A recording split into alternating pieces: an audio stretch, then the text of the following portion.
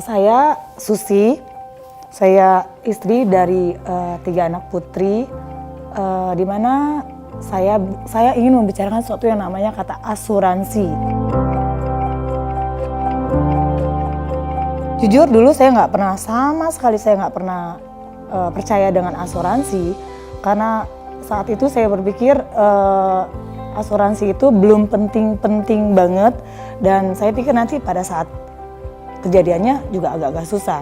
Karena at the time waktu itu saya belum menemukan suatu agent yang bisa membuka wawasan saya tentang apa gunanya asuransi itu. Tetapi dengan berjalannya waktu, tiba-tiba saya baru sadar. Waktu saya di comfort zone, saya merasa asuransi itu tidak perlu. Saya tidak mau tahu produk itu apa. Suatu waktu tiba-tiba saat saya waktu itu sudah buka asuransi, walaupun saya nggak yakin sih manfaatnya ya. Saya kena diagnosa pelengketan dinding rahim, di mana saya harus ada satu tindakan bedah. Dan waktu saya masuk, saya agak kaget ya, kenapa kok saya bisa kena penyakit ini, sementara saya itu adalah tipe perempuan dan yang menjaga makanan sama sekali. Dan saat saya dilakukan tindakan itu, saya agak kaget dan saya sedih karena oh ini loh, ternyata ada sesuatu yang di luar kendali saya yang namanya risk of life, resiko. Terus saya waktu itu sih berpikir, aduh bagaimana nih, pasti mahal dong sama biayanya.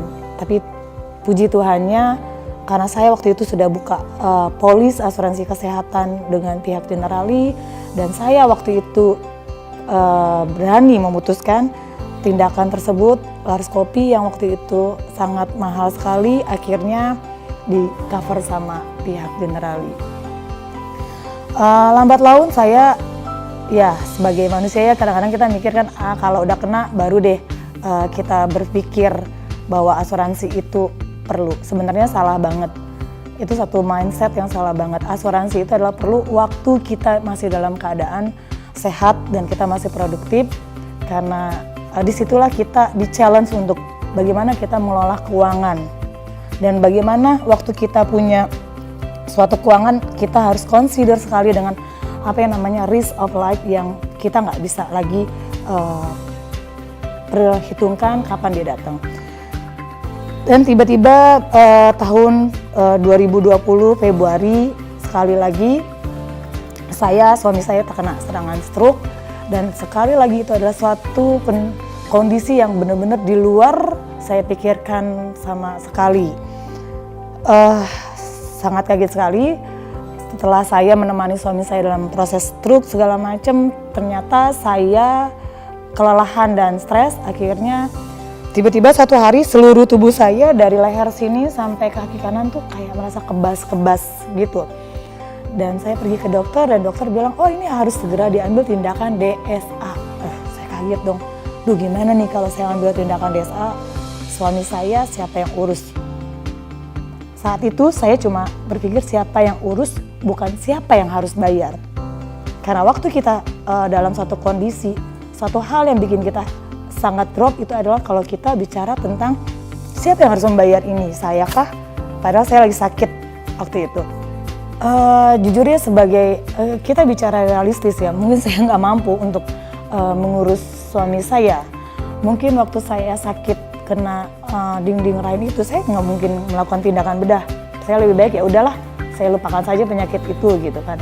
Dan mungkin sampai saat ini kalau saya tidak bertemu dengan Siwan dan tidak mengambil asuransi itu, mungkin penyakit saya udah menjalar kemana-mana ya. Karena biayanya kan sangat mahal dan anak-anak waktu itu masih kecil. Dan umumnya secara general kalau kita nggak punya asuransi, kita akan berpikir ya udahlah saya tahan aja penyakit ini gitu kan. Sementara kan itu kan tidak bagus ya. Sekali lagi thankfully banget saya bertemu dengan suatu partner life agent dan pihak Generali yang selalu menemani saya dikala saya harus drop sebagai seorang ibu, sebagai seorang istri, di mana resiko ini, sekali lagi saya bilang, the risk of life is not belong to me, myself ya. Maksudnya resiko itu bukan milik saya aja, ternyata buat anak saya, suami saya. Saat psikologi saya benar-benar drop, di situ saya diingatkan kembali bahwa waktu saya sign polis asuransi, waktu saya accept agent saya tanpa berpikir waktu itu yang aneh-aneh, saya positive thinking. Ternyata yang waktu saya buka polis tuh bukannya agent saya yang saya tolong, tetapi mereka lah yang menolong saya in the right time. Karena seperti saya tadi bilang, resiko kehidupan kita nggak bisa tentukan. Dan puji Tuhannya saat ini saya sudah melewati proses DSA, sudah selesai, saya bisa merawat suami saya bisa bekerja dengan tenang tanpa harus memikirkan berapa nih biaya-biaya yang akan saya keluarkan untuk resiko hidup saya dan efeknya ke anak saya. Terima kasih buat agent saya yang luar biasa, Pak Siwan. Pengen nangis. Terima kasih banyak karena Pak Siwan adalah agent yang sangat tulus banget, yang selalu menemani saya sebagai ibu dan istri yang berjuang dalam menjalani hidup saya dikala suami saya kena stroke. Terima kasih, luar biasa buat asuransi. Saya cuma mau kasih saran satu, jangan pernah menganggap waktu agent itu datang ke kita, memang nggak bisa dipungkiri banyak beraneka macam agent.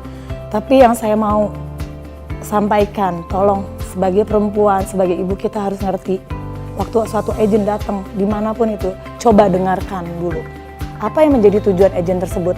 Banyak diskusi, dan kalau memang poin-poin tertentu itu masuk ke dalam kehidupan kita yang sangat krusial, yaitu resiko, saya cuma bilang ambil segera atau kalian bisa terlambat. Karena ingat, hidup kita bukan buat kita tapi buat anak-anak kita. Sekali lagi saya ingin mengucapkan terima kasih kepada pihak manajemen Generali yang sudah mempercayai kami dan sangat membantu prosedur dalam proses klaim, di mana itu sangat membantu saya sekali lagi sebagai ibu dan istri, karena sekali lagi cash flow saya tidak terganggu dengan proses-proses klaim yang bisa dilakukan dengan tepat waktu.